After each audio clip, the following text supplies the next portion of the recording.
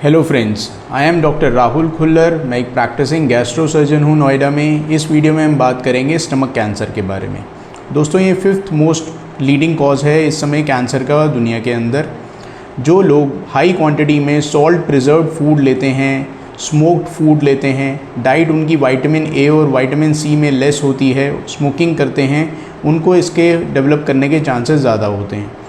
जिन लोगों में ओबेसिटी होता है और जिनका बीएमआई ज़्यादा होता है, जो बहुत ही ज़्यादा कैलोरी कंजम्पशन करते हैं, जिनको रिफ्लक्स डिजीज़ होता है GERD, उनमें भी स्टमक कैंसर होने का रिस्क बढ़ जाता है।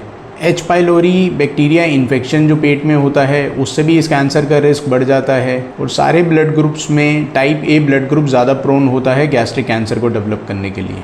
दोस्तों, अगर हम diet high in fruits, vegetables, salads ये सब लेते हैं तो ये प्रोटेक्टिव फैक्टर होता है स्टमक कैंसर के लिए। 5 to 10% लोगों में जिनमें डिटेक्ट होता है, उनमें फैमिली हिस्ट्री भी होती है प्रीवियसली इसी कैंसर को डिटेक्ट होने की। मोस्टली ये जब भी हमें प्रेजेंट करता है, जब लोगों को सिम्टम्स के साथ वो डॉक्टर के पास होते हैं, तो यूजुअली वो एडवांस स्टेज होता है, क्योंकि इसके बड़े ही वेग सिम्टम होते हैं शुरुआत में, जैसे कि भूख ना लगना, अनइंटेंशनल वेट लॉस होता है, पेट में दर्द होता है, उल्टी जैसा लगना, खाना खाने में दिक्कत होना और जल्दी ही पेट भर जाना। जब ये एडवांस डिजीज़ हो जाता है, जब बढ़ जाता है, तो इसके सिम्टम्स दूसरे हो जाते हैं। जब वो ब्लीड करता है अंदर, तो किसी को खून की उल्टी हो सकती है, काली पॉटी हो सकती है। कैंसर बड़ा हो जाए तो खाना खाने के 40 से 45 मिनट में किसी को उल्टी आने लग जाती है, मतलब आगे जाने का खाने का रास्ता बंद है।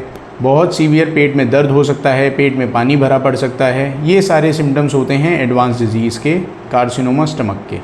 अगर हम इनका पेट पे हाथ रख के एग्जामिनेशन करें तो इसमें कभी कभार हमें गांठ भी फील हो सकती है, जो कि एक और अंदेशा है कि ये एडवांस कैंसर है।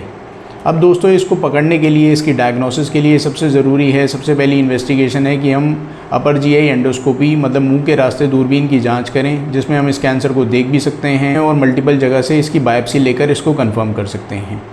बायोप्सी से हमें एक आइडिया लग जाता है कि ये कैंसर कौन से टाइप का है और कितनी एग्रेसिवली बिहेव करेगा। एक बार कैंसर कंफर्म होता है, हम इन मरीज़ों में CT स्कैन कराते हैं देखने के लिए कि ये कैंसर लोकलाइज्ड है, कितना फैला हुआ है, स्टमक की कितनी लेयर्स को इन्वॉल्व कर रहा है और कहाँ कहाँ पर है। इसी के बेस पे इसका ट्रीटमेंट डिसाइड होता है। दोस्तों, ये बहुत ही हाईली एग्रेसिव कैंसर है।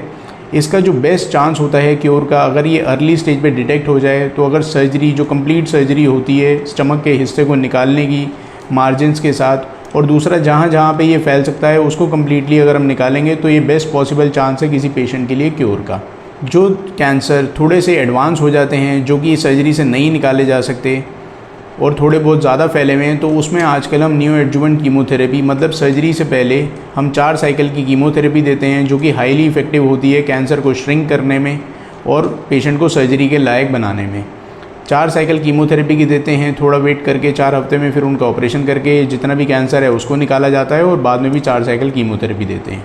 इसमें भी इसके काफ़ी हाई सर्वाइवल रेट्स हो जाते हैं इस कैंसर में। दोस्तों, जो बहुत ही एडवांस डिजीज़ होता है या जगह जगह फैल गया है, स्टेज 4 डिजीज़ है, उसके अंदर फिर सर्जरी अब काम नहीं करती। उसमें क्योर का चांस बहुत मिनिमल रहता है और खाली हम उसमें कीमोथेरेपी और इम्यूनोथेरेपी का यूज़ कर सकते हैं। हमारा इस स्टेज के अंदर गोल ये रहता है कि मरीज़ की हम लाइफ को प्रोलॉन्ग कर पाएँ, उनके सिम्टम्स को थोड़ा बहुत पेलिएट कर पाएँ कि उन्हें सिम्टम ना रहें और उनकी क्वालिटी ऑफ लाइफ बेहतर हो जाए।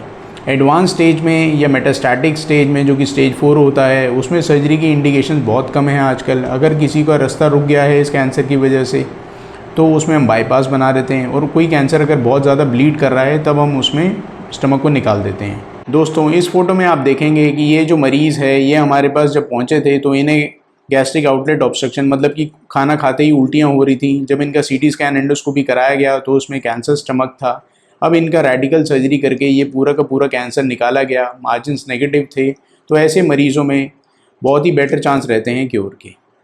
अब इसमें जो सर्जरी होता है उसमें पार्ट ऑफ द स्टमक भी निकाला जाता है depending on the cancer involvement, और पूरा कैंसर भी निकाला जाता है। इस सर्जरी को चीरे वाली टेक्निक, ओपन टेक्निक से भी किया जा सकता है, और अगर कुछ अर्ली या फेवरेबल कैरेक्टरिस्टिक हैं तो हम इसको लैप्रोस्कोपिकली भी करते हैं, जिसमें मरीज़ की बहुत ही जल्दी छुट्टी हो जाती है, बहुत पेन कम होता है और बहुत ही रैपिड रिकवरी होती है।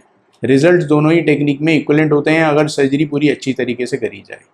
तो दोस्तों, ये था स्टमक कैंसर के बारे में। अगर इसके बारे में आपको कुछ जानना हो तो मुझे मैसेज कर सकते हैं, और ऐसी वीडियो को देखने के लिए चैनल को सब्सक्राइब करें। Thank you.